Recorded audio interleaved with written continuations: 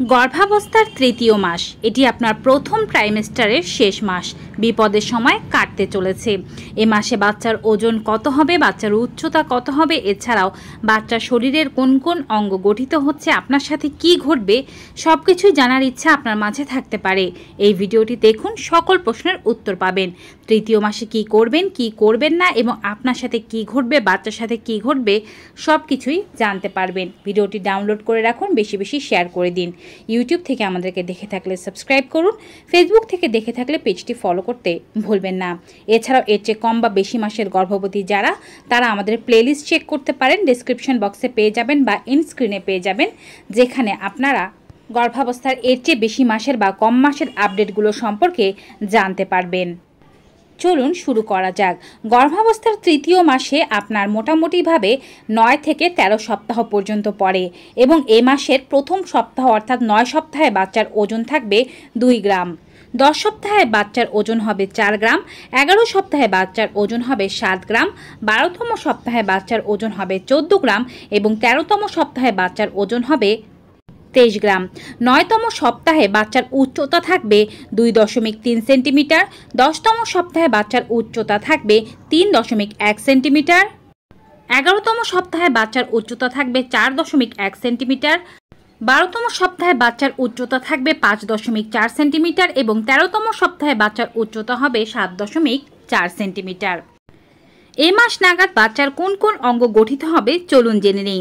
বাচ্চার মাথার মস্তিষ্কের বিকাশের জন্য মাথার আয়তন দেহের সমান বড় থাকবে, ত্বক স্বচ্ছ হবে, শিরাগুলো দৃশ্যমান হবে এবং শিশুর আঙ্গুলের ছাপ দেখতে পাওয়া যাবে।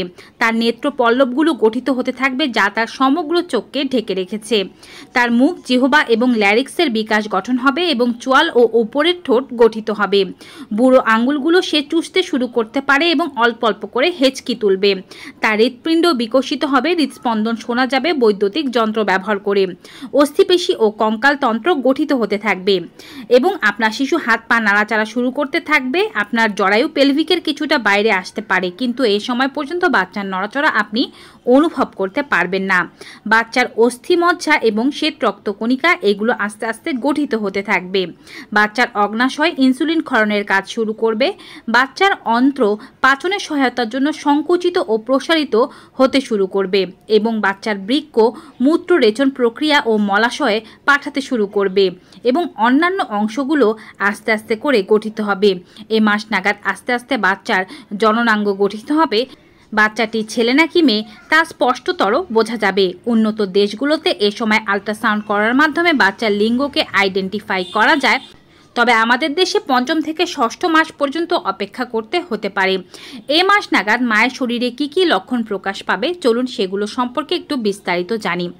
অনেক মায়েরা এই সময় হরমোনের ইমব্যালেন্সের কারণে প্রচুর পরিমাণে মর্নিং সিকনেস অনুভব করতে পারেন। সেটি শুধুমাত্র সকালেই থাকবে ব্যাপারটি এমন নয়, সারাদিনই কম বেশি হতে পারে এবং অবসাদ লাগতে পারে। শরীর খুবই ক্লান্ত এবং তন্দ্রাচ্ছন্ন অনুভব হতে পারে।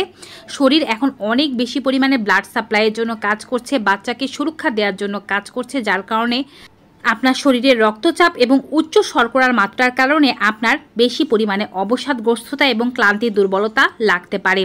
মূত্রাশয়ে প্রচুর পরিমাণে চাপ আসবে এবং বারবার প্রস্রাব করতে যেতে হতে পারে এবং এই প্রস্রাব আটকানোর কোনো প্রয়োজন নেই। প্রয়োজনে যতবার প্রয়োজন আপনাকে অবশ্যই মূত্রত্যাগ করতে হবে।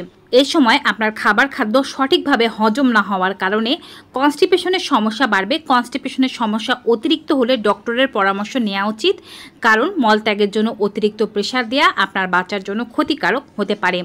আপনি এই সময় যোনির স্রাবে প্রচুর পরিবর্তন দেখতে পাবেন। কেউ কেউ দেখতে পাবেন যে মিউকাসের মতো বের হচ্ছে বা পাতলা তরল দুধের মতো স্রাব বের হচ্ছে। এইটি ভালো লক্ষণ হিসেবেই ধরা হয়, কিন্তু যদি এর সাথে দুর্গন্ধ থাকে, চুলকানি থাকে বা রক্তস্রাব দেখা যায়, সেক্ষেত্রে বিষয়টি ডক্টরকে জানানো উচিত। এ সময় আপনার পায়ে খিঁচুনি লাগতে পারে, বারবার খিল ধরার মতো সমস্যা হতে পারে। পেট অল্প অল্প করে বড় হওয়ার কারণে আপনার কিছুটা অস্বস্তি হবে। পিছের দিকে এবং তলপেটের দিকে আপনি হালকা থেকে মাঝারি ব্যথা অনুভব করতে পারেন। আরাম বিশ্রাম করলে এই ব্যথা কমে যাওয়ার কথা, কিন্তু যদি কমে না যায় তবে সেটিও ডক্টরকে একটি জানানোর মতো বিষয়। এ সময় আপনার মুড সুইংস প্রচুর পরিমাণে হবে। হঠাৎ করে খুশি হয়ে যাওয়া, রেগে যাওয়া বা কান্নাকাটি করার মতো সমস্যা দেখা দিতে পারে। অনেকেরই মাড়ি থেকে রক্তক্ষরণের সমস্যা দেখা যায়। গ্যাস অম্বল, বুক জ্বালাপোড়া করা এই জাতীয় সমস্যাগুলো বেড়ে যেতে পারে। স্থায়ীভাবে ফুলে উঠতে পারে আপনার শরীরের বিভিন্ন শিরাগুলো, যেগুলো সাধারণত নীল বর্ণ ধারণ করে থাকে। শরীরে অতিরিক্ত রক্ত চলাচলের কারণে এই ধরনের শিরা ফুলে উঠতে দেখা যাবে। এছাড়াও যদি আপনি খেয়াল করে থাকেন শরীরের কোনো জায়গায় রক্ত জমাট বাঁধছে কিংবা নালিকাগুলো ফুলে যাচ্ছে, সেক্ষেত্রে বিষয়টি ডক্টরকে জানানো উচিত। এ মাস নাগাদ অনেকেরই ক্ষুধার তীব্রতা প্রচুর পরিমাণে বেড়ে যেতে পারে। কারো কারো আবার খাবারে প্রচুর পরিমাণে অরুচির সমস্যা থাকতে পারে। তৃতীয় মাস নাগাদ আপনার শারীরিক পরিবর্তনগুলোর মধ্যে মূলত আপনি দেখতে পাবেন স্তনের নমনীয়তা, স্তন বড় হয়ে যাওয়া, স্তন ফুলতে থাকা, হালকা নিপলগুলোতে ব্যথা থাকা, নিপলগুলো কালো হয়ে যাওয়া, চারিদিকে বেশি পরিমাণে ছড়িয়ে যাওয়া এবং অল্প পরিমাণে দানা দানা সৃষ্টি হওয়া নিপলের মধ্যে, সাথে কিছু পরিমাণে তরল বের হতে দেখা। শরীরের কিছু কিছু জায়গায় একটু একটু করে স্ট্রেচ মার্ক দেখা দিতে পারে। মূলত স্কিন দ্রুত বাড়ার কারণে এই ধরনের স্ট্রেচ মার্ক দেখা যায়। অনেকেরই যাদের গায়ের বর্ণ একটু বেশি পরিমাণে ফর্সা, তারা পেটের উপরে একটি কালো শিরা বা কালো দাগ দেখতে পেতে পারেন রেখার মতো, যেটি আস্তে আস্তে তীব্র হবে এবং রং আরও কালো হবে। এই নিয়ে চিন্তা করার কোনো কিছুই নেই।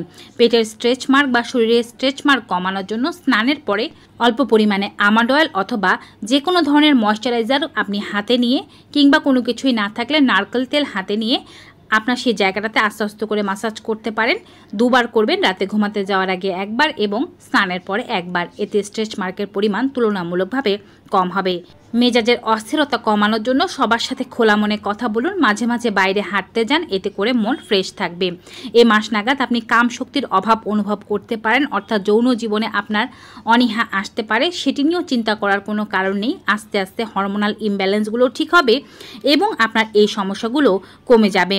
এ সময় থেকে অর্থাৎ তৃতীয় মাস থেকে আপনার মিসক্যারেজের সম্ভাবনা কমতে থাকবে। তাই তৃতীয় মাস নাগাদ খুবই নিজেকে সাবধান রাখার চেষ্টা করুন। খাদ্যের দিকে নজর দিন। প্রতিদিন 1 গ্লাস করে দুধ পান করবেন, সাথে 2টো করে ডিম কুসুম শুদ্ধ খাবেন যদি আপনার হাই প্রেশার বা হাই কোলেস্টেরলের সমস্যা না থেকে থাকে। রোজ 1 মুঠো করে বাদাম, 3টি করে খেজুর, 2টো করে ফল, 1 বাটি ডাল, 1 বাটি পরিমাণে টক দই, এগুলো ডায়েটে রাখতে পারলে খুবই ভালো হয়। সাথে প্রতিদিন 1 থেকে 2 টুকরো মাছ এবং সাথে মাংস কিংবা কলিজা এই জাতীয় খাবারগুলো সপ্তাহে 1 দিন রাখা যেতে পারে। খুব বেশি পরিমাণে শর্করা জাতীয় খাবার যেমন ভাত রুটি না খেয়ে প্রোটিন খাওয়ার দিকে বেশি পরিমাণে গুরুত্ব দিতে হবে। সাথে সবুজ শাকসবজি এবং রঙিন শাকসবজি এগুলো খেতে হবে, যেন আপনার বাচ্চা পরিপূর্ণ পরিমাণে পুষ্টি পায়। স্বাস্থ্যকর খাবার খাওয়া জরুরি। পর্যাপ্ত পরিমাণে বিশ্রাম নিতে হবে। রাতের 8 ঘন্টা ঘুম এবং দিনের 1 ঘন্টা বিশ্রামকে নিশ্চিত করতে হবে। যদি রাতে ঘুমাতে না পারেন সেক্ষেত্রে দিনে ঘুমে পুষিয়ে নিতে পারেন, কিন্তু সারাদিন শুয়ে বসে থাকা যাবে না যদি আপনার শারীরিক কোনো প্রকারের অসুবিধা না থেকে থাকে। অতিরিক্ত পুষ্টিকর খাবারের নামে বেশি পরিমাণে খাবার খাবেন না, এতে করে কিন্তু আপনার ওজন বেড়ে যেতে পারে। পরিষ্কার পরিচ্ছন্নতা বজায় রাখুন, নিয়মিত স্নান করুন, যোনি এরিয়া পরিষ্কার রাখার চেষ্টা করুন, কিন্তু তার মধ্যে সাবান ব্যবহার করার প্রয়োজন নেই। শুধুমাত্র ঠান্ডা জল দিয়ে ধৌত করলেই যোনি এরিয়া পরিষ্কার থাকে। প্রত্যেকবার প্রস্রাবের পরে শুকনো কাপড় দিয়ে মুছে নিতে পারেন। দাঁতের যত্ন নিন, কারণ এ সময় অনেকেরই দাঁতের সমস্যা দেখা যায়। নিয়মিত বই পড়ুন, শিশু পালন কিভাবে করতে হবে সেগুলো সম্পর্কে জানুন। চা কফি পানের অভ্যেস থাকলে পরিহার করুন। সিগারেট ও মদ্যপান একেবারেই পরিত্যাগ করতে হবে।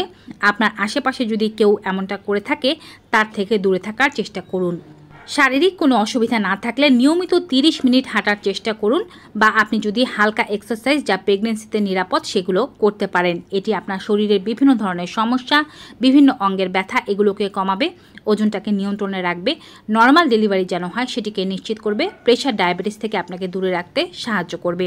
সক্রিয় থাকা ভালো, ভারী নয় এমন কাজগুলো আপনি নিয়মিত করতে পারেন যা আপনার পেটের উপরে অতিরিক্ত চাপ দেবে না।